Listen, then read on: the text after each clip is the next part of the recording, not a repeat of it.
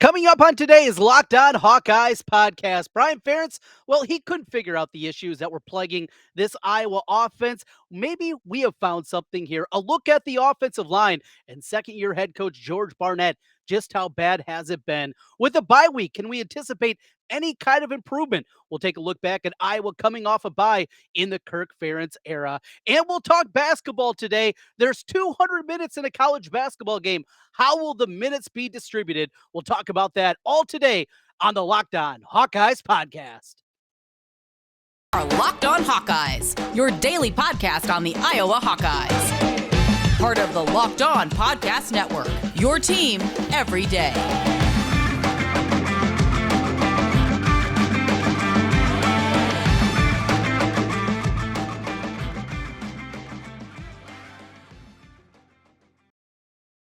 Glad to have you aboard with us here on the Locked On Hawkeyes podcast. I'm Trent Condon, the host of the show. Glad to have you with us here today as we talk Hawkeyes with you. Available wherever you get podcasts. Also available on YouTube.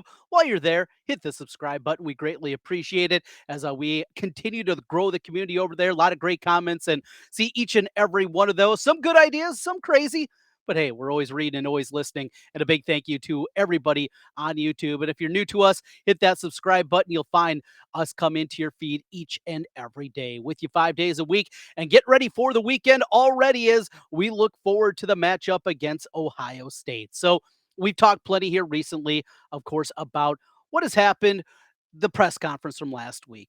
LeVar Woods was there, the special teams coach. We got to hear from Phil Parker, but ultimately, it was about Brian Ferentz and the offense that continues to be the worst in the country, ranked 131. Even after the bye week, nobody dropped down lower than Iowa this week. They still sit at that last place position in college football. So that's where the questions were. And there were some frustrating elements to those conversations. I think you can hear my frustration. You can see my frustration that continues with this Iowa offense and the lack of answers, but not just the lack of answers that we're getting from Brian Ferentz and that we're getting from Kirk Ferentz, but also a lack of accountability.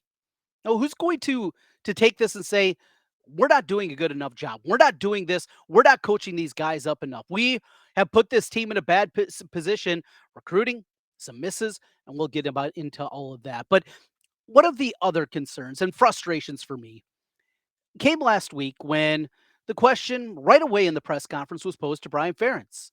Now, where do you point? Where do you look to? And he said, well, there isn't a root issue. Think about your job.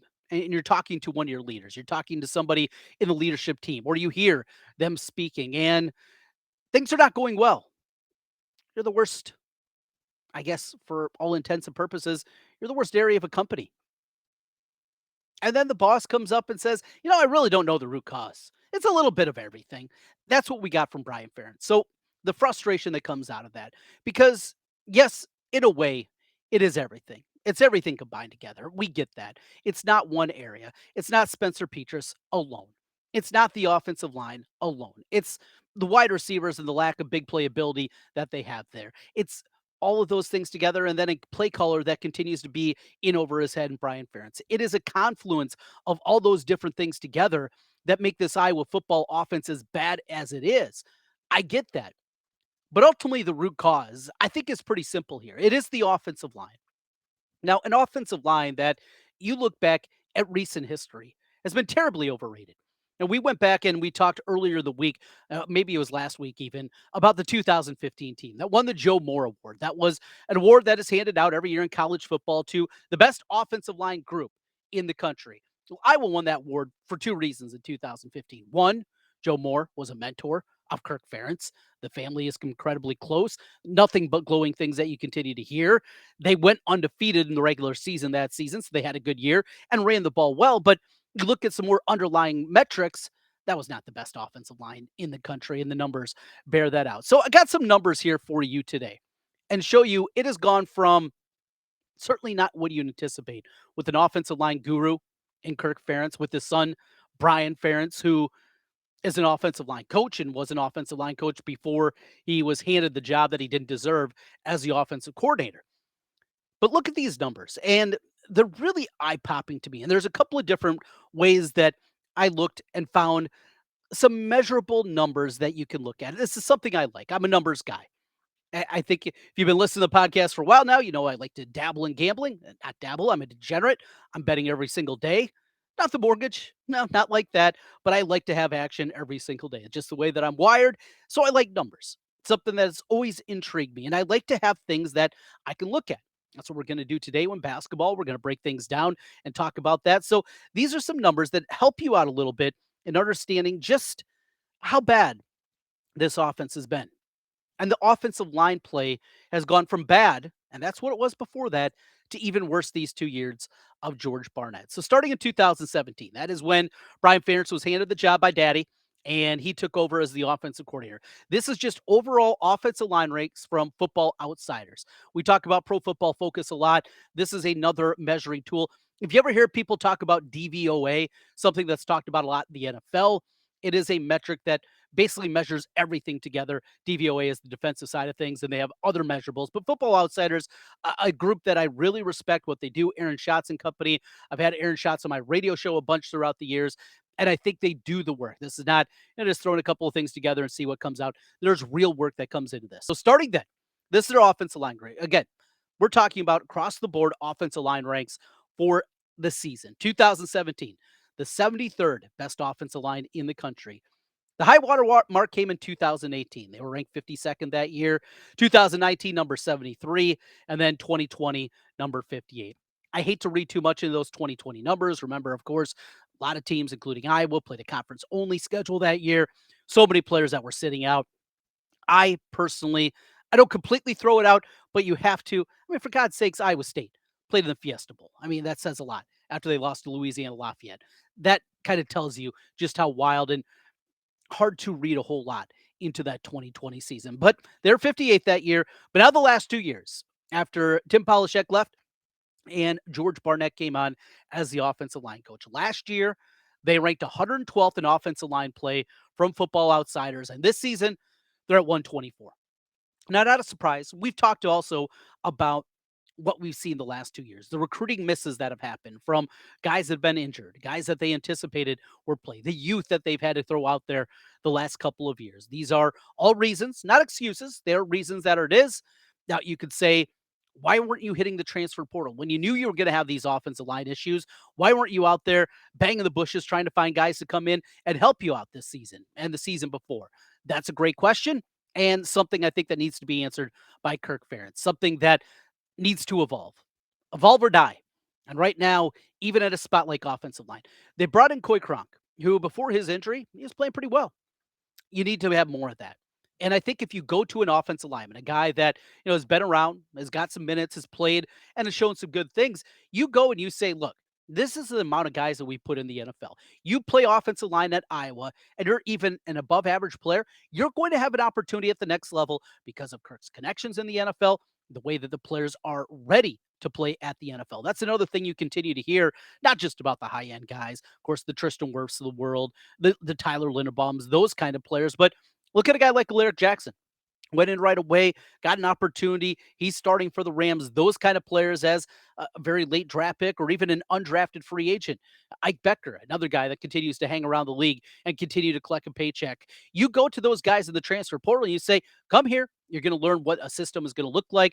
It's not going to be throwing the football 70 times a game. You're going to learn how to play offensive line and be more prepared for the NFL. It's something that they just haven't done enough, in my estimation, and certainly these last 2 years. But I think you have to point right there. When you're looking for reasons why this has been so bad, it starts up front. The offensive line play has not been good enough. Another metric that they have, I think is very interesting, is stuff rate. Another number that you maybe hear from time to time. What exactly is stuff rate? What does that mean? It's very simple. It is the amount of times, the percentage of carries by running backs that are stopped at or before the line of scrimmage. Basically, how quickly a guy is being touched. And this is not going to shock you. These numbers also have been really bad, not just in the last 2 years, but overall, dating back to go back all the way to 2015. Measure that great year. They're 35th. That's very good. Next year, 44th in the country, stuff rate wise.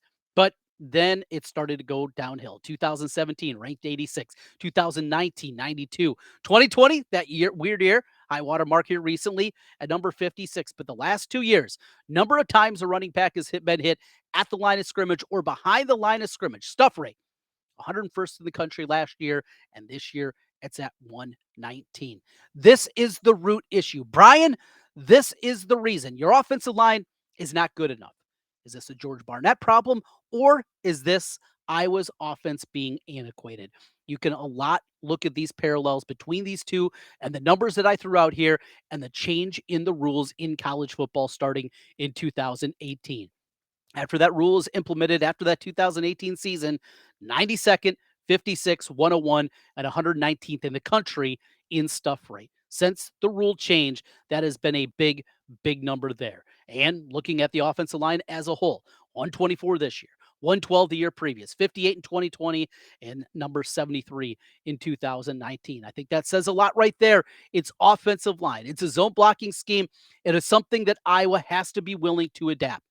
The backside guy, the defensive end, the outside linebacker, whoever it is. Sometimes it's a safety because we know teams are very willing to play eight guys up in the box, sometimes 9 guys up there near the line of scrimmage at times. Well, the reason for it is the change in the blocking rules, and Iowa has not adapted well enough. And now we're seeing so many of those plays dead on arrival before they can even do anything. You continue to see that. Root cause. Brian couldn't do it. I did it for you here on the Locked On Hawkeyes podcast. As we continue here, we got a lot more to talk football, basketball, all coming up. It's a bye week. Iowa coming off a bye week and now ready for the Buckeyes on Saturday. Good thing, rest, recovery, maybe a new game plan. Has that been true in the Kirk Ferentz era? We'll talk about that as we continue. This is the Locked On Hawkeyes podcast.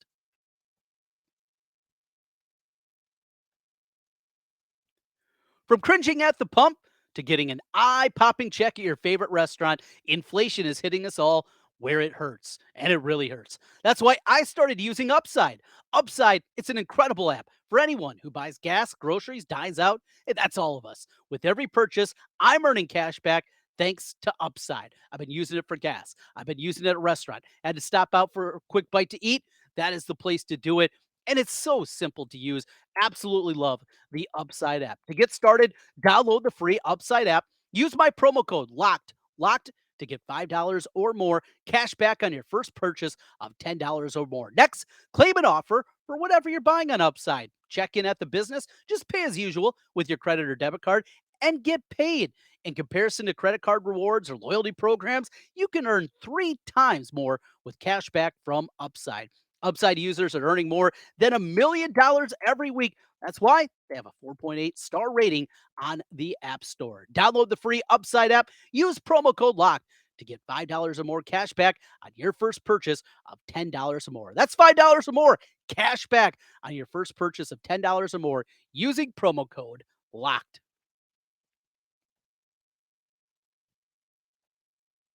Trent Condon back with you on the Locked On Hawkeyes podcast. Hit that subscribe button for our YouTube listeners. And hey, while you're there, also, if you're just listening on podcasts, make sure you hit subscribe there as well. And we will come into your feed each and every day throughout the course of the football and basketball season. Your daily host, Trent Condon, with you. We got LaShawn Daniels, former Hawkeye running back. He'll be stopping by later in the week, and a big game for him. Obviously, his dad played at Ohio State. He's an Ohio guy. We'll talk about that with LaShawn coming up. Biz, my buddy, also stopped by later in the week. So the offensive line issues, we talked a lot about that. Now the question is there any hope? Iowa's a huge, huge underdog. 29, currently the number as I look at it here at Circus Sports.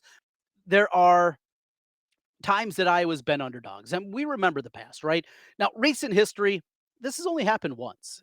It's crazy to think that we have only seen one time in the Ferentz era since the early years, since the first 2 seasons, 1999 and 2000, where Iowa has been this big of an underdog. And I guess the hope is the last time that it happened, Iowa was a 24-point underdog in 2016 against Michigan.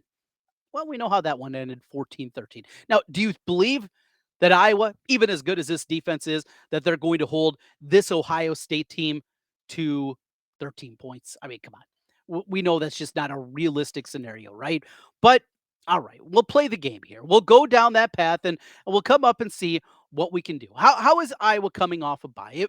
If we're going to put something together, maybe a new game plan. Schematically, not a lot's going to change. Found something, self scouting, all the things that you do over the course of a bye week. This will give us hope, perhaps. Now, you go back and you look at, of course, those first couple of seasons. I mentioned that's where Iowa was an underdog a whole lot by this many. 1999, in year number one, they were a 26-point dog against Nebraska. Michigan State, 21 and a half. Penn State, 27. Ohio State, 24. 32 against Wisconsin. The next year number two of Kirk Ferentz. Game number one, they played in the old Eddie Robinson Classic down at Arrowhead. It was 120 degrees on the field that day. They were a 29-point underdog. And then 41 and a half against Nebraska.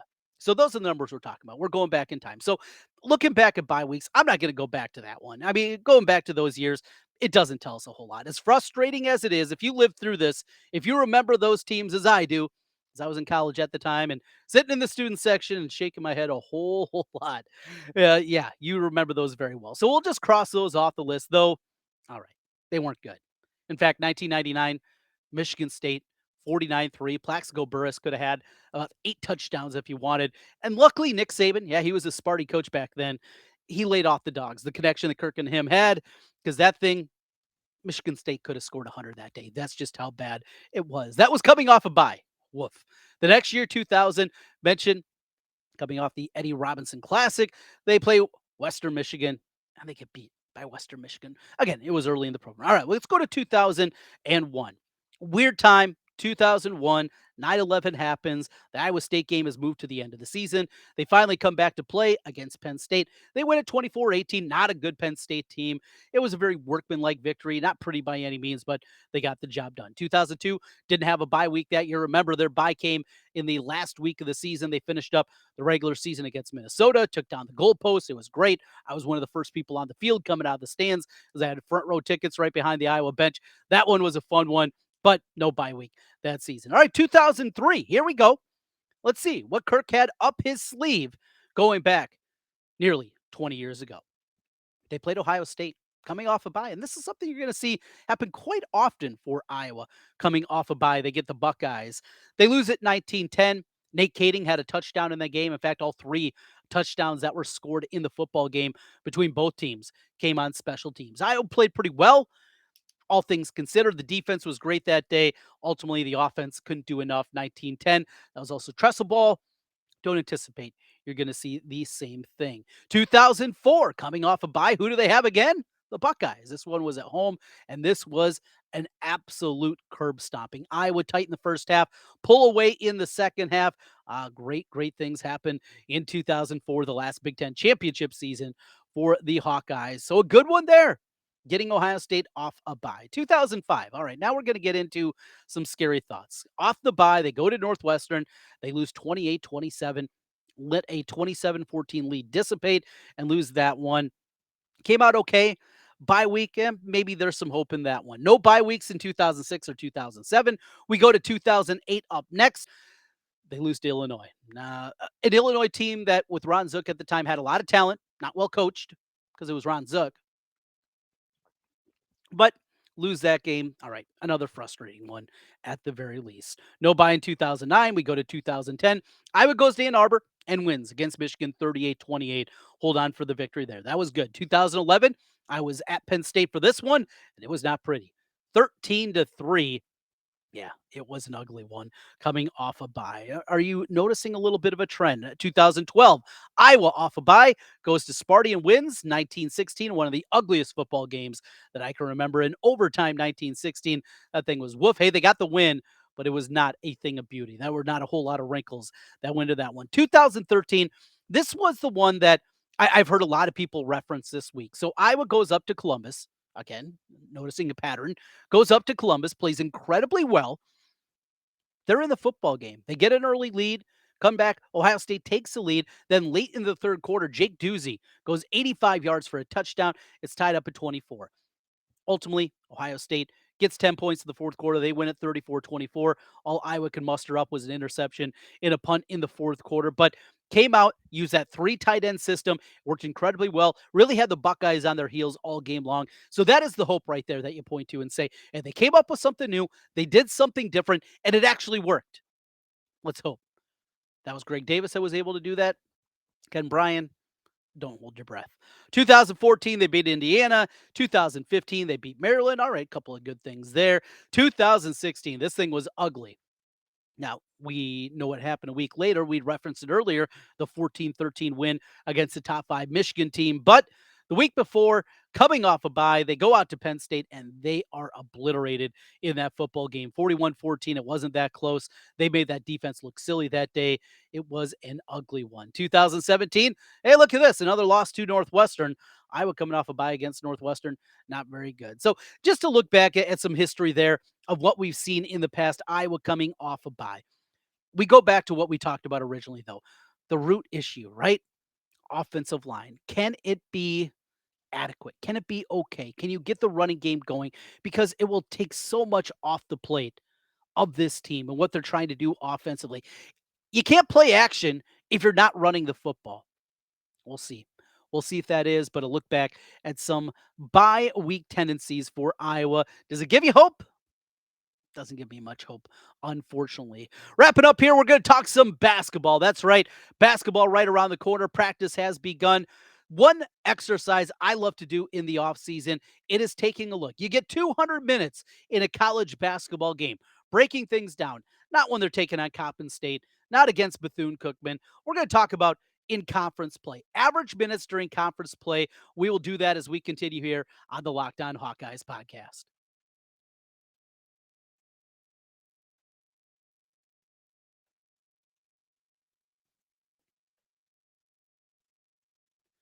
Trent Condon here, and want to tell you a big thank you to Nissan, our new partners with us here on the Locked On Network. Work to create a new segment across the Locked On College Network titled Thrilling Moments. We highlight the most exciting play from the Hawkeyes game or throughout history of our alma mater. This week's thrilling moment for the Hawkeyes is, a look back, 55-24, the last time the Hawkeyes and the Buckeyes got to get together.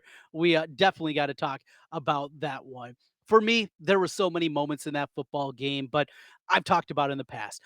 The sound inside of Kinnick Stadium, it was unlike anything that I've seen before. I've been there for a lot of big games. I've been going to basically every home game, every big home game since I was a sophomore in high school in 1996. I've been there for a lot of them. I've been there for every big one of them throughout the history, and there was something different that night against the Buckeyes in 2017. But the opening play of the game, the pick six from Hooker, taking it in, diving into the end zone, that definitely is a thrilling moment. And that was a great one there. We'll see if we get a thrilling moment for us coming up this weekend. This segment has been inspired by the thrilling new designs featured across Nissan's new lineup of vehicles. Pursue what thrills you with the all-new Frontier, Armada, or Pathfinder today. Available now at nissanusa.com. As we wrap up here, we're going to talk a little basketball. I love hoops. It is what made me a Hawkeye fan. Look, growing up in the 80s, we didn't have a whole lot of options. On the weekend, you'd be able to see a game, those kind of things, but nationally, there wasn't a whole lot. Back then, the Big Ten played so many Thursday night games, and the Hawkeye Basketball Network, it was absolutely huge of really my development as a sports fan. I think without Iowa basketball, for me, it was on KIMT up in Mason City. Depending on what part of the state you were able to watch it, though. Syndicated across the state. Lute Olson, reading his book years ago, he talked about the numbers that they would generate. Iowa basketball would get sometimes a 70 share across the state. That's what a big deal it was, and just how huge it was to have those games on. You knew you're going to be able to see some kind of basketball. It's where my love of sport and certainly my love of the Hawkeyes came from, was those basketball games. I love it. I'm a big McCaffrey fan. We might have some disagreements this year. Think this team's going to be good. We're going to talk about basketball team a whole lot. But the exercise I like to do is taking a look and breaking things down. 200 minutes in a standard 40-minute basketball game at the college level. 5 positions, right? 40 minutes out there for each of them. So you got 200 minutes, to play around with. So you go through and you break things down. So what I did, first of all, is I broke this thing down individually, each player individually, and a little bit of a reference, taking a look back at last season, some of the numbers that we saw from a year ago. So when you look at those numbers, Keegan Murray in conference play, and that's what we're talking about here today, 33 and a half minutes a game. Jordan Bohannon, 28. Patrick played 25.7. Rabracha, 22 minutes a game. Chris Murray at 18.8. Toussaint, 18. Perkins, 17. Connor, 17. Aaron Eulis, 14. Sanford, 8, and on down from there. So that gives you a little bit of a reference point of what we're doing here. Look, you've rarely seen it. Fran McCaffrey out there playing his guys, huge minutes where you're talking about somebody playing, an average of 37, 38 minutes is just something that he doesn't do. I think this team's going to be pretty deep. Fran loves to use his bench. In fact, I got 11 guys listed here.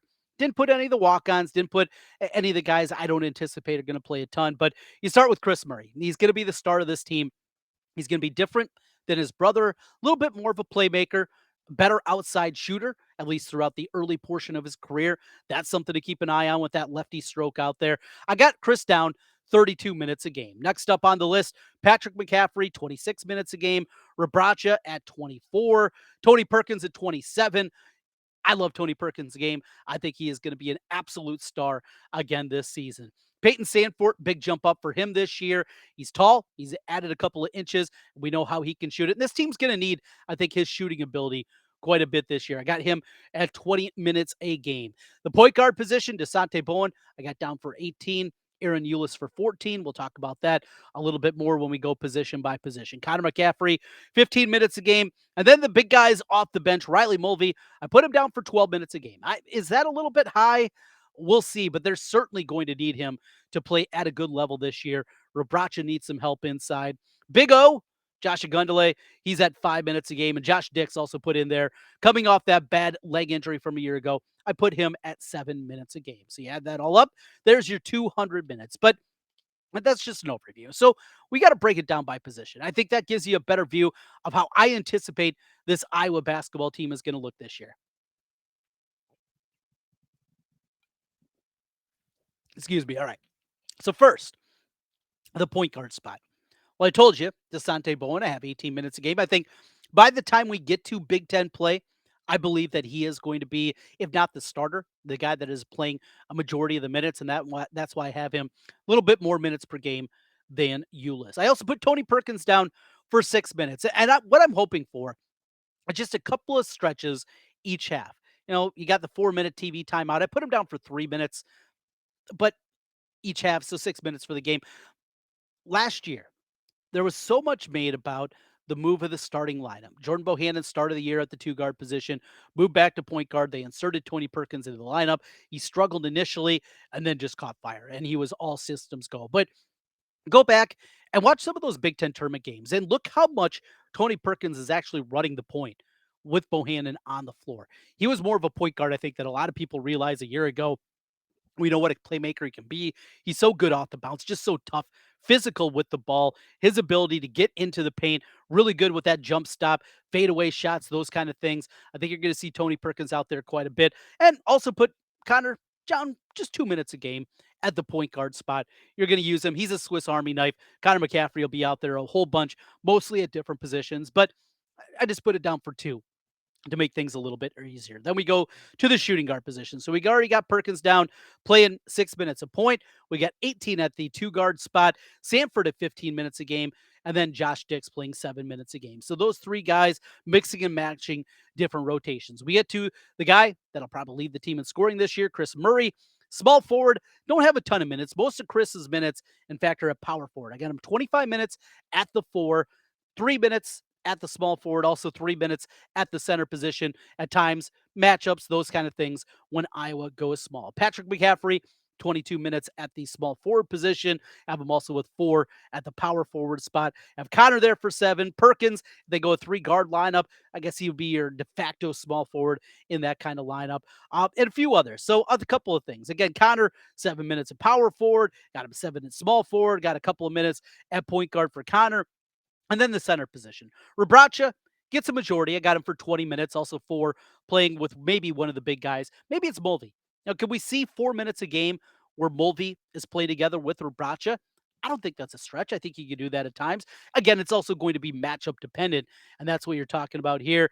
Mulvey with 12, Agundale with 5, and Chris, when they go small, 3 minutes at the center position. So just a different way to look at it. This Iowa basketball team, though, taking the minutes aside, they're going to be fun to watch. They're going to get up and down the floor. And one thing I was incredibly excited about is, as I talked about at the top of the show today, and thanks for hanging with me the whole time, I love numbers. And because of that, I love Bart Torvik. I love Ken Pomeroy. So Bart Torvik is an analytics site, as is Ken Pomeroy for college basketball. Their measures are a little bit different, but Bart Torvik's numbers for this season have been out since this summer. And Iowa, I believe, was at 36, 37, something like that, when his numbers first came out earlier this summer at Torvik. Ken Pomeroy, been around longer. Some people say more respected. You're splitting hairs, and I like to just look at the ones maybe that makes Iowa look at a little bit better light, or is able to prove my point because I use them both. But Ken Pomeroy, preseason numbers just came out over the weekend. And when those numbers came out, the Iowa Hawkeyes were ranked number 23, receiving votes in the AP poll, but I have not seen them on many ballots. I've not seen them in many national people's top 25 coming into the year. It's great to see analytically those numbers being so good. And at least Ken Pomeroy, his algorithm spits out the Hawkeyes as a top 25 team. The Big Ten is wide open this year. There's not a great team. Indiana, a lot of people's pick. Illinois, a lot of people like as well. Some Michigan State love out there. In fact, those are the three teams that are ranked in the preseason top 25. Five other teams, though, receiving votes: Iowa, Ohio State, Purdue up there. Who else am I missing? It's not a great conference this year. And the wide open nature of it, if you get to 14-6, that might get you a share of a regular season title. And somebody that has been on this earth for 42 years, I've never seen a Big Ten title. Yeah, we got to go back. 1979. Year before I was born, the last time we saw that. I don't care if it's a tie. I don't care if it's a six-way tie. Boy, if Iowa could find that, again, the development and the continued building of this Iowa basketball program out of the deep, deep hole that Todd Licklider, stealing money that he dug this program into, he has been able to pull it out. Steve Alford, he took the program to a new level. It was a level down, and then it cratered under Todd Licklider. This program, I understand the frustration. Losing Richmond last year, it's inconceivable. That Richmond team stunk. There's no way they should have lost that basketball game. They did. That's what happens in a one and done tournament. Look, they played best 4 out of 7. I think they win at 4-1 against Richmond. But it's one and done. They were out, and we're still waiting for that second weekend. I get the angst and the frustration that comes with that. But realize when you look at a big picture, Iowa has an opportunity here to get back to the NCAA tournament for the 8th time in the last 11 seasons. Dr. Tom never had a run like that. Lute Olson never had a run like that. This program is back at least to sustainability. I think they're going to be good again, and they're going to be fun to watch. Are there going to be frustrating losses? Yeah. Are there going to be things that I'm going to yell about Fran, even as much as I respect him? Absolutely. That comes with the territory with basketball. But I think we're set up here for a very fun year and a fun breakdown of how, at least I anticipate, before we're getting a whole lot of buzz coming out of camp, the way that the minutes are going to break down this season. That'll do it for today. You want more on the Big Ten, and of course, looking forward to that Ohio State-Iowa matchup. Check out Nate Dickinson. He's got Locked On Big Ten, where he goes around the Big Ten in 30 minutes each and every day. All the big storylines, all the big games. Nate has you covered with Locked On Big Ten. Make Locked On Big Ten your second listen each and every day. More coming up this week. We'll make our picks later in the week, presented by Bet Online. Jace will stop by. LaShawn will be here. We got a busy week, and fingers crossed, we got a good game, maybe, possibly. We'll have to see. That's all coming your way here this week on the Locked On Hawkeyes podcast. Go Hawks!